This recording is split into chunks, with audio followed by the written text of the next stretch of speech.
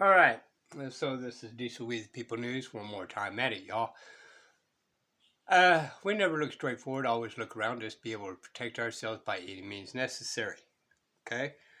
Um. Here by now, we all are starting to realize that things are not what it seems to be. Okay. And how can we get remedy? Okay. I'm not an attorney, not giving legal advice, but we, the people, need to start putting a little poking them with little thorns to kind of get them back in honor, give them a good old fashioned spanking. Right? Because, well, they've all been operating in dishonor. Talked about my previous videos that everybody in jail in the state of Texas is illegally there because they're not following the state law.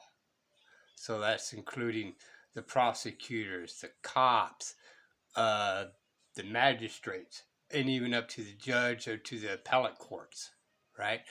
They're misforming everybody with intent or may not be with intent, all right? And again, these lawyers are supposed to be trickery of words and they can't even read the law itself and understand it. Don't ask me. I don't know how that works. All right. Um, anyway, I figured why not? This video is about 6 years ago. I have seen it many, many years ago. At the time, I wasn't doing videos. But here's some things that we can be thorns. Okay.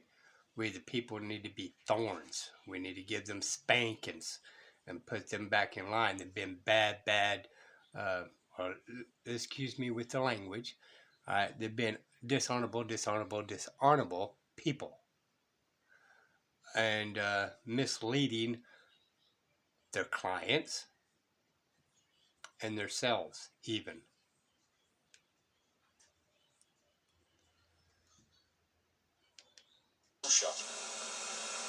Maximilian. William Wagner here at the home of Richard Fine, international attorney for many, many years. Richard, what can you tell us about getting justice in an unjust court? How do we get there? Well, I think, William, getting there requires, first of all, the understanding of what is the judicial system. Most people think there's a court, and they think of that court as an institution, as they've been taught to think of it. They think of that as the third independent part of government. Well, I think most of us do. Yeah. But underneath, that's not really true. Really? Really. Because you have to look as to how does that institution come into being. I'm going to pause right there, right? Because we have bar member clubs and all that kind of stuff, right? So the bar association, right, is kind of like a private business. And everything they're doing is consistent of operating in business. Now, he may not say this directly, but if you really sit and think about it and do the math, that's all they are. It's a private club, like the Elks Club, um, the Army Club, you know, when you retire. They're private clubs. Not just anybody can go in there and drink beer. They're for particular groups. Okay? That's what the bar is. And since all judges and all attorneys are in this, right, we are the little peons that are not allowed to enter their club. In the Constitution, it's set up as the judiciary, the third independent part of government. But who's in it? An institution doesn't exist by itself. An institution exists by people. It's populated by people. Now, how do those people get there? Because those people are the people that are making the decisions. So we have to look back to see how did they get there and what are the influences upon them. So the first thing that we look at, whether it be the federal system or the state system, is how does someone become a judge? Let's take the federal system. Federal judges are appointed for life. Yeah, we know that. Okay, they're appointed by the president with the advice and the consent of the Senate. But how do they get to be appointed?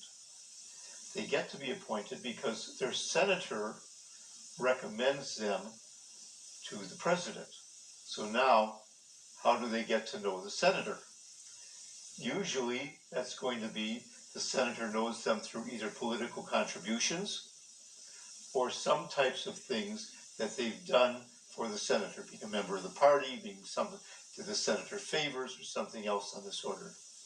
So immediately, the person that is going to be selected by the senator has a political viewpoint that is the same as the senator's, may have given the senator contributions, so they're locked in politically with the senator. Then the process goes that the president looks into them, they get vetted, and all of a sudden they get appointed. So now you have a federal judge who's going to have the same political philosophy as the senator, as the president. Sit and think about that, y'all. So even if the president don't know basic law, how can he pick a basic good law constitutional judge, right? If the president don't even understand the Constitution, how can he pick a good constitutional judge? Remember, all judges is not supposed to be Democrat or Republican. It's not supposed to be that way. But over time, it has changed because we are being misled. And now we fight amongst ourselves why these people are laughing at us. Who is now going to interpret what is known as the, quote, rule of law.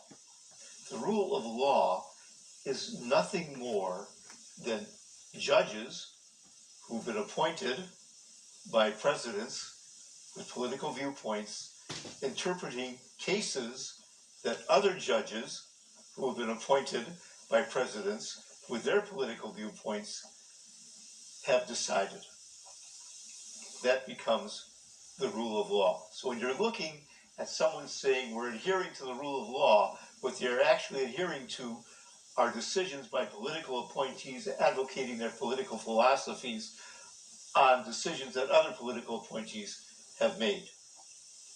Now, I'm not discounting the fact that many of these people have integrity and will have made decisions based upon what they consider to have been, quote, the pure rule of law, but you have to look at what that rule of law was when it existed.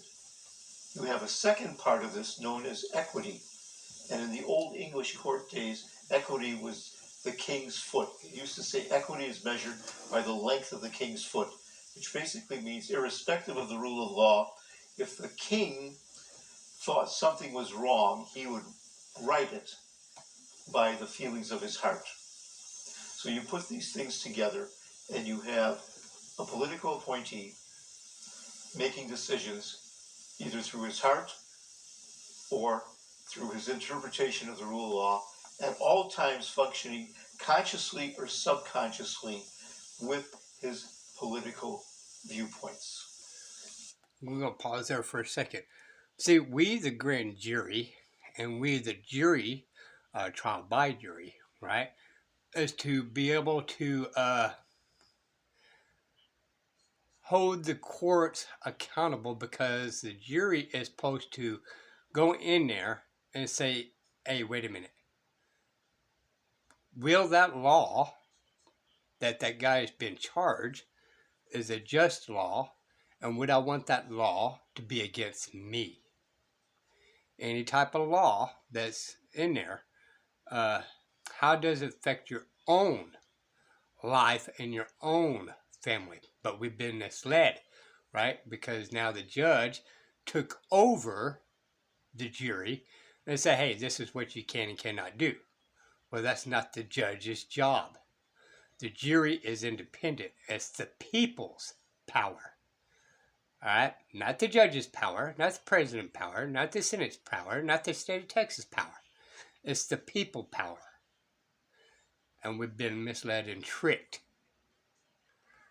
And this is how we can actually hold them accountable as well as jurors. But we need to know the basics, minimum of the Constitution rights and how that statute law is married into the Constitution. Now let's move to the states. Let's take California for an example. In California, if there's a vacancy in the judiciary, the governor makes the appointment. Now, the governor can make the appointment with what is known as the Judicial Appointments Commission, which is a constitutional body in California, appointed by the governor or the legislature. So the people who are backing up this appointment or vetting this individual are also political appointees. Once again, you end up with a political appointee coming into an office, but in California, that person has to run for office when the term runs out. If nobody opposes that person under the California Constitution, if the county laws allow it, that person's name does not even appear on the ballot. Yeah, there's no opposition. No opposition. They're automatically elected. Automatically elected at the next general election. If there's an opposition, then they run and you have an election. Which we rarely see in California anymore. That's very correct. At the Supreme Court level and the appellate court levels, once the governor has appointed the individual, they have what is known as a retention election. And in a retention election, it takes 50.1% to retain the person. If the person gets that, they're automatically retained for another 12 years. If they don't get it, the governor appoints another person. So that gives you your judiciary in California. So this is what we are looking at when we think of this institution that is called the third, quote, independent arm of government. Doesn't sound so independent. Not so independent anymore. Now, how do we get rid of these people? I'm going to pause it right there because I spoke too much. But we need to learn these things, right? Now, trial by jury, you can do an arm length, okay? The trial by jury is basically we the people of public courts, okay? When you really sit and mathematically figure it out, right?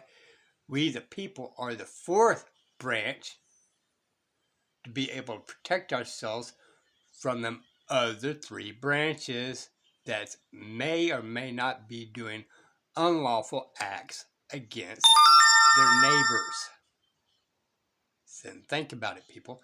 But if the judge confiscated the jury, well, what do? They put that jury in their territory when our jury is supposed to be independent. And that judge has no authority to tell the jury anything. Really. It's when it really bakes out. Now there is rules of quorum, okay, but that's even in the common law section, okay. But really, we are supposed to judge the law and see if that's a just law and the facts, and only the facts, not the judge's opinion of another judge's opinion 100 years ago. Opinions are like a pancreas or a butt cheek. Everybody's got a butt cheek, right? It can mean very broad areas. That's the reason why they say opinions. That's the reason why they say, well, I'm judging this on facts that's been to me, right? No, I am doing it by opinion. All right, this is with People News. Bye, y'all.